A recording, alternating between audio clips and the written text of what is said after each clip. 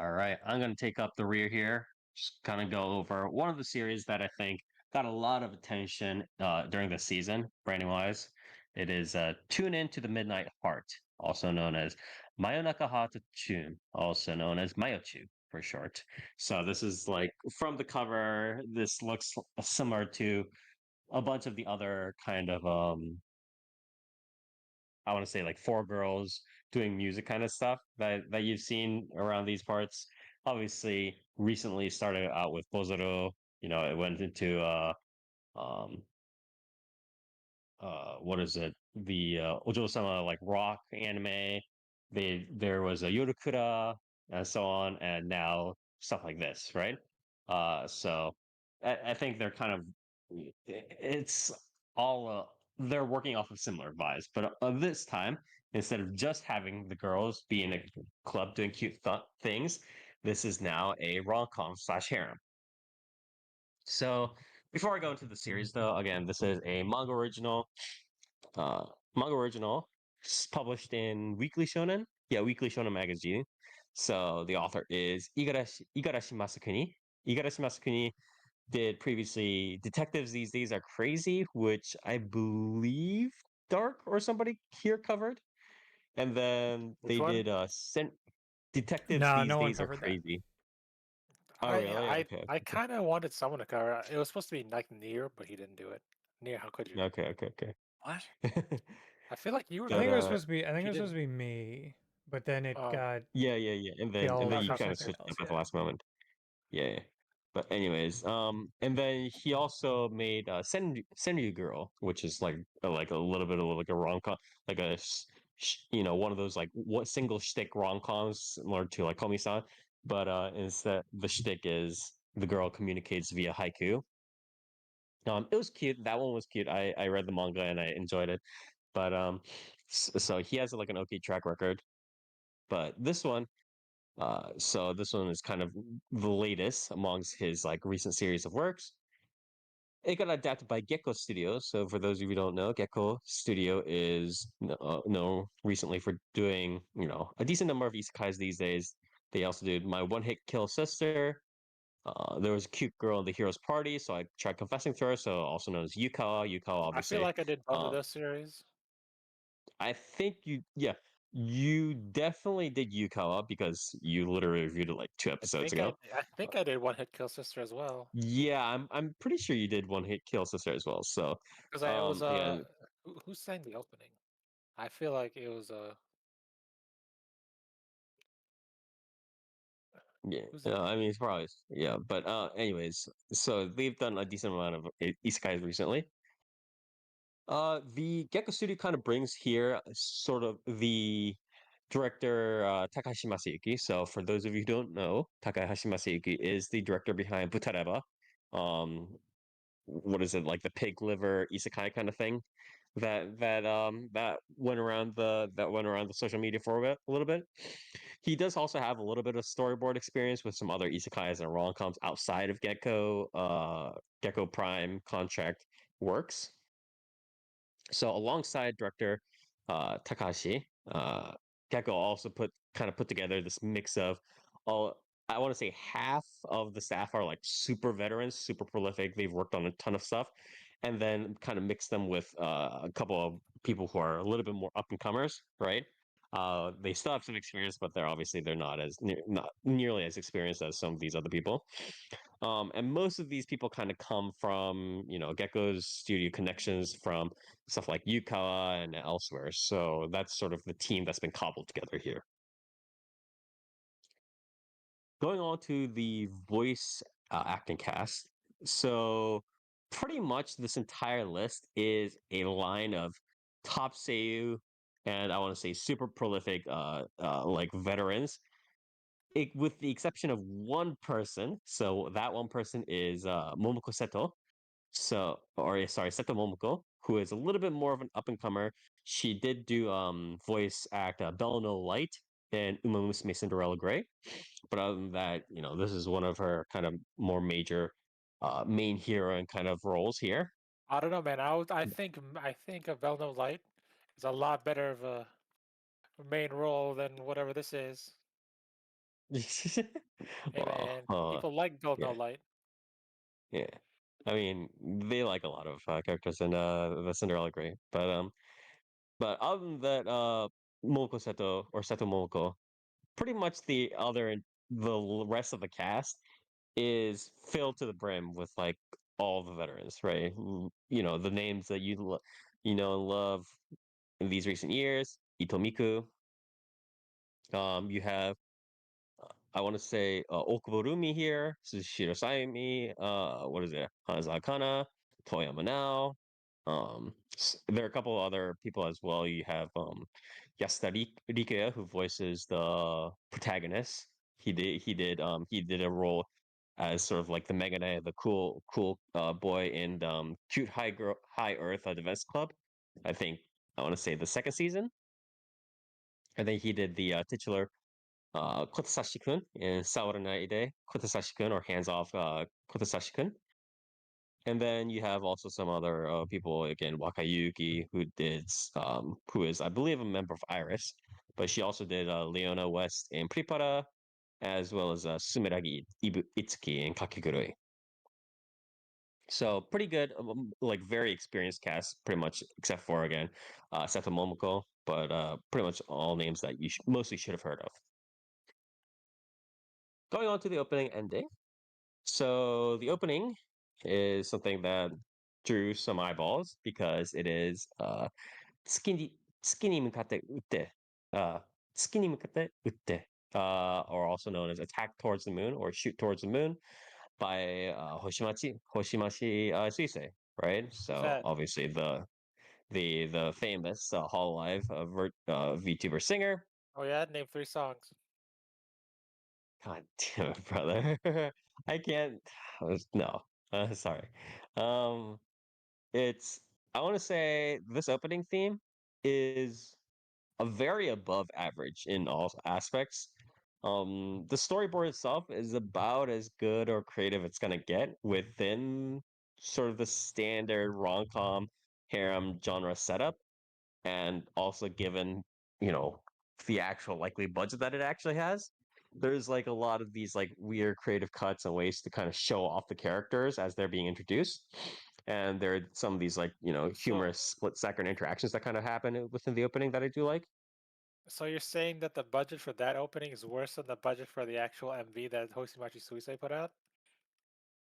um I haven't seen the It's full music video CG, my actually, dude. It's full 3D. but yeah, I think it's not. I think there are some parts where uh, not necessarily the opening, but in comparison to like the entire series, you could say that the opening probably took a decent amount of money. But anyways, I think the storyboard was about as good as you could get for a series that I'll talk about a little bit more later, but is probably constrained a little bit by the budget. Um, the instrumental composition and especially like the intro as well as the bridge are definitely a lot more unique than the standard kind of J-pop. For a second, like when I initially heard the intro, I thought it was going to go into like some math rock shit, but it was very good. And obviously, Hoshimachi vocals do a really good job in the song of very properly and stably supporting the composition. Right, obviously she has kind of like her thinner, higher register, but in this song and obviously others, but But in this song especially, is it better than what's the song? Yeah, what's the what song? BB No, what? for No, Neil, yeah. what's the song? What, the Fox one? The Suicide Squad one, yeah.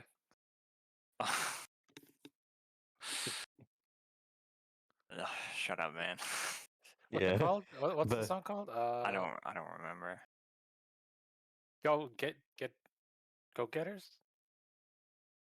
Is it Go yeah. Getters? Something like that. Anyways, but yeah, it's so Hoshimachi here has like a slightly thinner and higher register, but it still clearly has a lot of like proper strength behind it. I want to say, the overall combination of the vocals, the composition, the storyboard, it's probably one of the better openings of the season. I want to say like hands down. It's quite solid. The Ending theme, however, this is a Koi no Kiseki, or also known as Trails of Voices by Swallow. I It's a very standard kind of mediocre ending. It has like more or less like the stills of the characters kind of just staying in place, kind of looking into the distance. The song itself is a very standard J-pop. Like there's really nothing to write home about. It's a nothing burger. There's a couple of insert songs like spread out throughout the series as well, mostly in the latter half of the series. Um, I, Most of these are kind of sprinkled in during inside the plot, like when they're in the karaoke or when they're singing to like a crowd or whatever. Uh, I have So far I've not been impressed. Let's say by any of them. Um, the In terms of the overall audio visuals, the character designs, like just the anime character designs, right? They are fine, and the still frames are okay, but the overall animations, even in terms of like the lip syncing, the mouth moving, stuff like that, um, yes, it is a slice of life, but even those like basic kind of stuff, I want to say leave something to be overall desired. There are parts where they deform the characters, right? Like there are some parts where they turn the characters into like cats or like chibi or boba, and those like art styles are cute, but the overall like quality of the animation when they're moving, when they're talking to each other, stuff like that, leave a little bit something to be desired. Even considering that, again, yes, it is a slice of life. There's not that much animation that's required, but I still was a little bit disappointed by it. You can kind of see the budget constraints there. The BGM is a pretty standard mix of this sort of 2010s visual novel, school life, OST kind of business, right? That you kind of see across all the standard Romcom school life anime, plus some standard kind of electric guitar focus, indie rock vibe BGMs, as per kind of the theme of this series. It's not very inspiring. There's not that much going on there. So that's pretty much it for the audio visuals. As for the story is just like, uh, so this the main guy is a rich guy, with a heart of gold, right? He comes into class, or he transfers into school. He transfers into class, and he's trying to uh the reason why he transferred into the high school, the reason why he's kind of like doing all of this kind of stuff, going into the, uh, looking weirdly at some of the girls, going into this club, blah, blah, blah, it's all to find this one particular live streamer that kind of gave him solace previously, Live called streamer or It's an insane VTuber? thing to do, but okay. just yeah, it's not it's cyber stalking is what he's doing. But Like I said, live streamer or VTuber? Where is this? Where is the setting? faceless streamer. Yeah, faceless streamer. Like Called Utaite? Where are we going? No. No, just a streamer, just a streamer. Um, uh, so a streamer called Apollo, right? A female streamer, and so Parrot? obviously, what? You don't know Apollo the parrot? No. No. Okay. Anyways, can I continue? All right. So the you have this female live streamer that he kind of took, was partial to, called Apollo, right? And he's trying to kind of go through, again, cyber stalking, whatever you want to call it, go through the high school, go through the different people to see whether Apollo is in the school, right? Um, and he comes across the broadcasting club, which has these four girls in it at the moment, and he's like, wait a minute, these voices all kind of sound similar. These like mannerisms, voices, all kind of seem similar to the girl he previously, found solace in, again, Apollo. So he's trying to find out which one of these girls is Apollo, because obviously Apollo wanted to keep her identity a secret. But Can't have and that. yeah, exactly. Can't relate. And they, while the girls are just like, who the hell is this guy?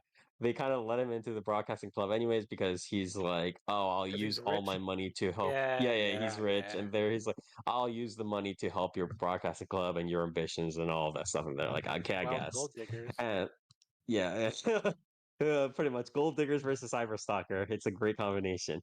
But and then that's sort of the start of the story. And most of the story is just like they have that sort of premise of oh the protagonist eventually wants to find Apollo, but so far most of the episodes are kind of just based around him more or less doing the standard rom-com thing of like helping each of the girls, right? Each of the girls have their own struggles, right? Each of the girls have their own ambitions, right? They're not like all trying to become idol singers. Like one of them wants to become a voice actress, one of them wants to become an announcer, one of them, is like burgeoning like VTuber. Oh, Um here we go, VTuber. and one of them does want to become like a singer slash like artist, singing artist, and it's a lot like he spends like each episode or like set of episodes trying to help each of the girls right in their struggles being like hey I'm suggesting this because I'm an awesome therapist or whatever you why don't you try this why don't you try that like you got to believe in yourself all that standard like rom-com jazz of like the protagonist earnestly trying to help the girl and then the girl being like oh man oh I guess it did work out and then plus affection points towards the guy. Overall the story isn't very impressive. Most of it's kind of that. Obviously, I think how do I say this? Um I will say up front that I'm not a big fan of this specific setup for rom-coms to begin with. I'm not a big fan of oh this guy knew this childhood friend from the past, but she couldn't remember her face. And now there are, these five girls in a share house with him, and he has to figure out which one was his childhood friend or whatever. Like that sort of like he has to find the true girl or whatever. That Cinderella vibes kind of shit. I've never been a fan of that. Because it keeps kind of um uh being this sort of will they won't they right that sort You're of hey talking find the specifically right about like this setup in regards to like a harem type scenario, right? yes exactly so it's a lot the whole like harem but with a setup of find the right girl devolves much quicker into will they won't they like is this the right or how do I say this it devolves into repetition much quicker Yeah. than other harem formats because it goes back Because they in kind pretty of have to quickly. go through a So wait, similar loop with each they all girl have to the kind of be same. like, is this the girl? Is this the one? Or is this the Yeah, one? So wait, they all exactly. have the same mannerisms as Apollo. They Is that they all have like subtle like hints, quote unquote, like that are what? like, What if oh, they're this, all Apollo? yeah. What if they're all, oh, yeah.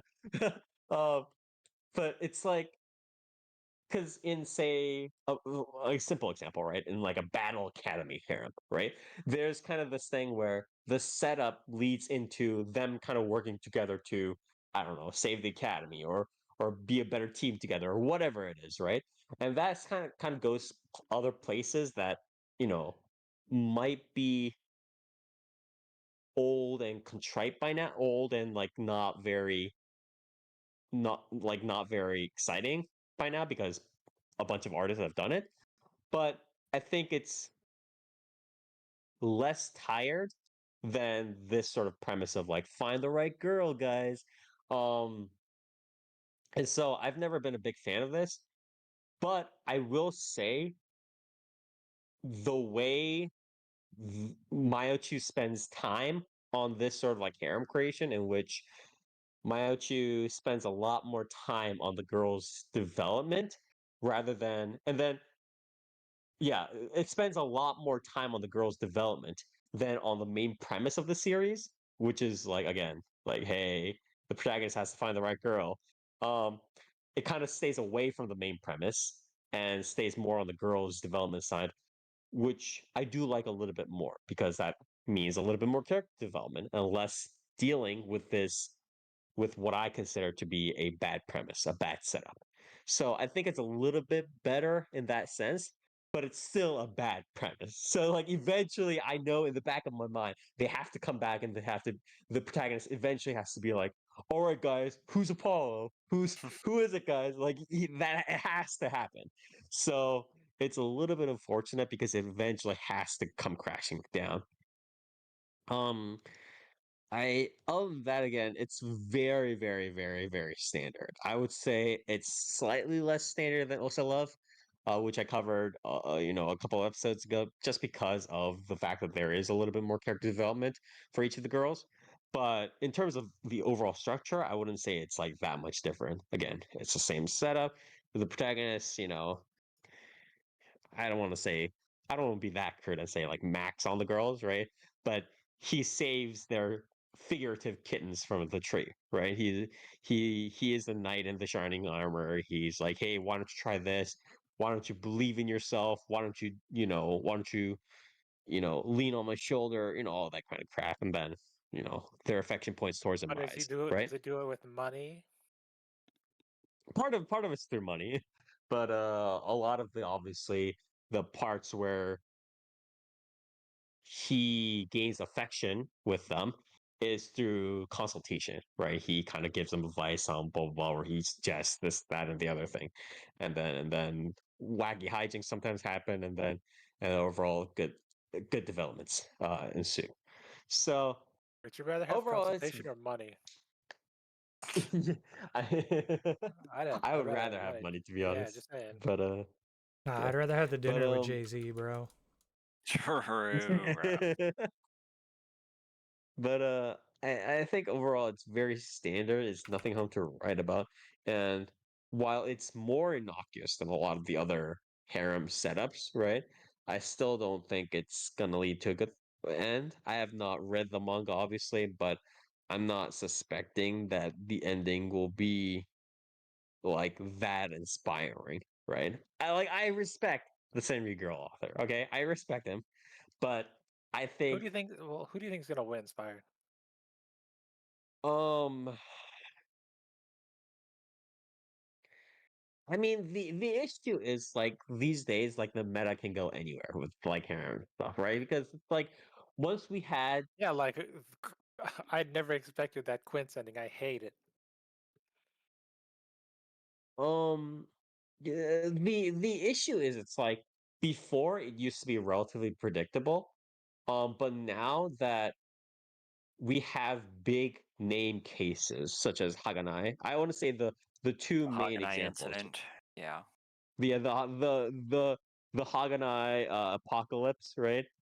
The the two big names would be Haganai, and then the other one would be I want to say uh I just said Quince. Quint. Why? Yeah, Quince. Why did I blank out on that? Sorry, you literally just mentioned that. Excuse me. Gotobu no Hanayume, right? Um, those would be the two basic examples. I wouldn't count Seitokai no Ichidan because that was a little bit more just like it was a The very world God only knows. That's also one. I will never believe that ending of who won. the world God only knows is an interesting case because it kind of like it wasn't like the author was trying to throw a curveball. It was more just like the author kind of just gave up. Maybe it was just like, I'm done with this. It was like an overlord situation, right? Where Yeah. where the author, you could tell, like by the time it went through like all the goddess chapters, the author was just like, yeah, I just want to be done with the series. I don't really give a fuck. You know what I mean? Whereas Haganai and Gotobun no Hanayumi was clearly like, hey, I'm the author and I will try to throw a curveball because fuck you. Um, and so I think once those names got out into the mainstream and those endings kind of was seen, it opened the floodgates where like I'm okay with another hero being chosen, right? I'm a personal, I have a personal bias towards the childhood friend ending myself in like a visual novel or whatever. But the issue is that these two series didn't didn't really create these like paths organically, right? It was pretty clear that in both these series, the alternate hero ending happened because the author was like, "Well, fuck you, I'm gonna throw a curveball," and that's not really like, like I just like you're not. That's not organic growth. You're just like saying, "Hey, I'm just not gonna pick the main hero," right? And like, it's like you got to have some sort of like lead up to that person being chosen or like the other like hero not being chosen or whatever, right? And you can't just be like, oh, it's harem like all the way up to like maybe the second to last chapter, and then the second to last chapter suddenly the random girl confesses and you're like, okay, there's like no development there, but sure, I guess. And so uh the meta is like more fucked now because harem series harem series artists, authors are more willing to give the middle finger to readers by just being like, yeah, it's just this random girl. So Because they deserve I, it too. yeah, to be honest, yeah, we do deserve it. I'm not gonna front. My guess, the conventional answer is probably either the student council vice president, though the one of the black hair girl, the one who wants to be an announcer and who's a little bit more like generally communicative of like the overall goings on of the broadcasting club with the protagonist. It's either her or the singer slash artist. I think that's I the think it's the conventional answer. VTuber. Yeah. So those are the conventional answers. I think the alternative, hey, the artist going like, hey, fuck you, this is it, is probably the VTuber. Hell The yeah. VTuber. Um, but that's sort of my guess. But things have definitely gotten a little bit more whack ever since this sort of like contrarian streak, I want to call it, it started happening a lot during these Romcom creations. Although again, for the most part, a lot of most harem Romcom series still do end up with like, hey, we're all gonna run off into the sunset after you mac on, all five of these girls equally, kind of thing. So, who knows? But yeah, overall very, very run of the mill. I think overall in terms of the structure, the premise setup, I wasn't really impressed by any of like the slapstick, the whole guy helping out each of the girls kind of thing. There was nothing in it that I haven't seen before that I really valued. So I would say overall, um, honestly, the only like really decent thing that I got out from this was like the opening. So it's like hard for me to give it a good score. I would say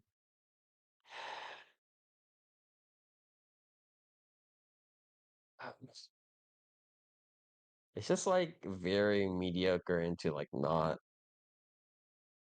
I think the disappointment over what I expected is also big. So I would have to give it a 4.5, not 4.5. Excuse me. What am I saying? Um, Out of four five, going hell into yeah. 3.5.